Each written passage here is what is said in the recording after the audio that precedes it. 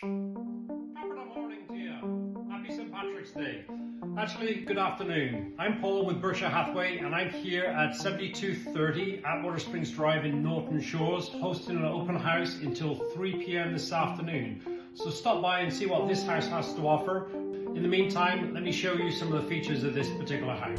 One of the features I really like about this and all of the other homes here is that it features a composite deck and aluminum railing. Not found on most properties at this price point. Another great feature about these big Deuce and Lang homes is the windows. These are silver-lined windows and they are double hung.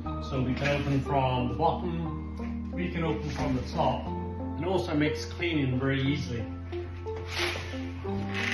We fold these down, and likewise the top for cleaning. Nice feature. And you won't find this on many homes of this price point. The garages are very spacious and they have tall ceilings, so there's plenty of potential for storage above your vehicles, for kayaks, paddle boards, etc.